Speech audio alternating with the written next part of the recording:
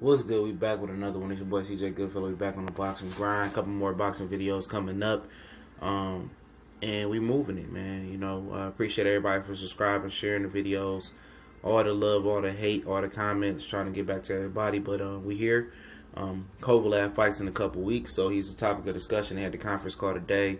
Got a chance to listen to some of the conference call. Shout out to Vilify Media for providing that content. A couple more videos as well. Love that channel. But apparently, we talked about the conference call, just the last video where, Kathy Duva and Kovalev in a separate conference call, the same conference call, just separate videos.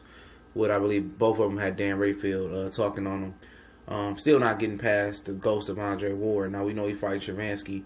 Shavansky got knocked out by Sullivan Barrera a couple fights ago, and since then he fought a guy, I think, with a 10-15 record, 12-15 record. I think it was a losing record. Then he fought a guy that was 10-1. That was 10-0-1. He retired. He wasn't nothing. And so that qualifies you to fight for the WBO title. I don't believe so. And, they approved Kovalev and Shavansky for the WBO title that Andre Ward vacated. And what's so funny about it, Shavansky was ranked barely in the WBC, and he wasn't ranked anywhere else.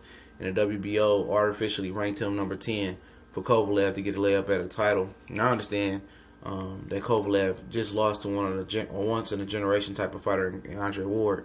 I just felt the opponent wasn't right to fight for the WBO belt. I feel like he's getting gifted with an opponent. I definitely all for him fighting for the title again. I felt like it should have been Sullivan Barrera. Sullivan Barrera didn't want to take the fight because the money wasn't right, but Shavansky did. So they're fighting for a title. So it's probably a foregone conclusion if Kovalev isn't mentally damaged. Even if he is mentally and physically damaged, I think it's more mental damage done by Andre Ward that he can't get over it. Them two losses, and his team can't get over it. And that might be an issue, but I still think just on pure talent, and even half-ass training, he should beat Shavansky. Shavansky is tall, but he ain't nothing special in my opinion. I ain't looked at a lot of them. I seen him fight.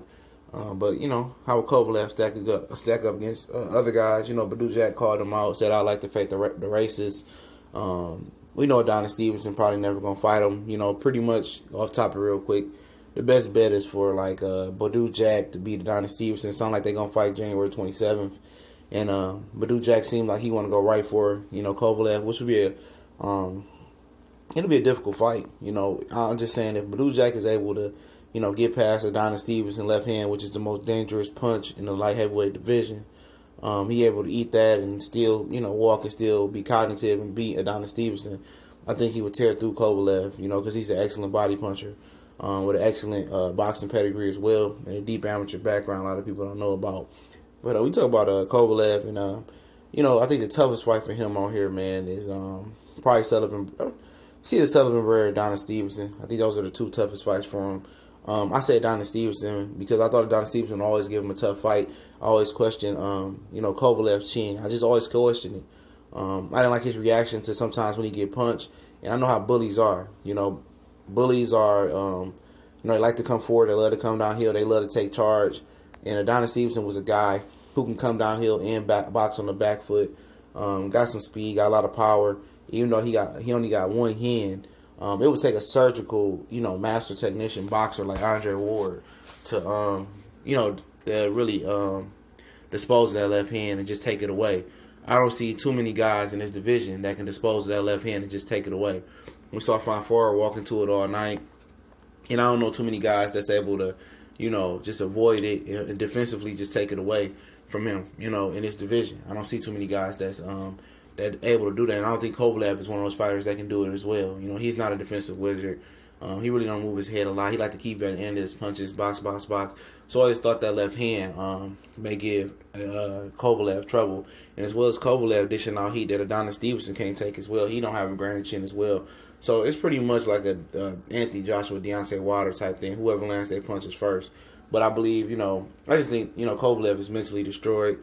And I would get an edge to Stevenson. Sullivan Barrera, he's another fighter that showed a lot of tough grit with Joe Smith Jr., beating Shavansky and just rebuilding his career after losing to Andre Ward. He looks like one of those fighters that's able to take away a left hand, but we're not talking about Stevenson. something about how they stack up against Kovalev, and I think he's able to box with Kovalev and outbox Kovalev. His head movement is good since leaving Abel Sanchez.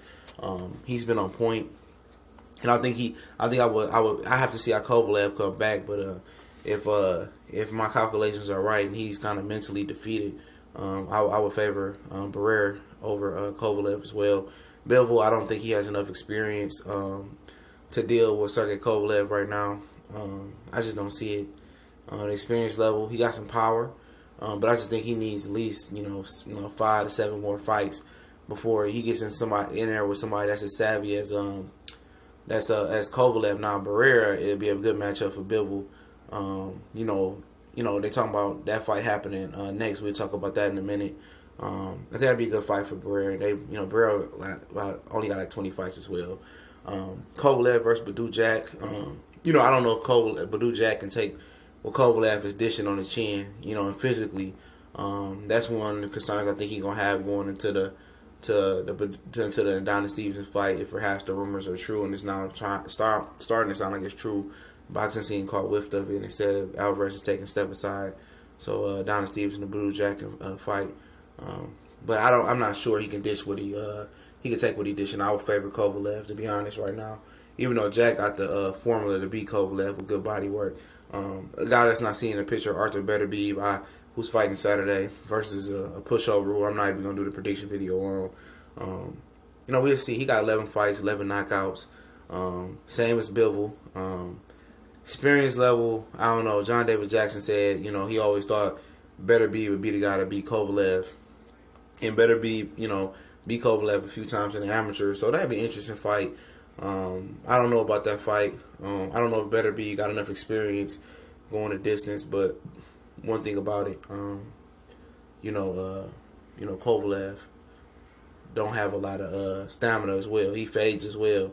So maybe that might take some of the experience edge off that Bivol fight and that Beterbiev fight. I see how Beterbiev looks Saturday, and that can come with a determining factor on him.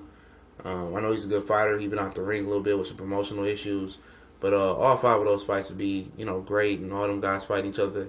The light heavyweight division is one of the deepest divisions up there with the cruiserweight division. A lot of talent. And I'd love to see where it's going to play out with young guys like Marcus Brown and Anthony Yarde as well.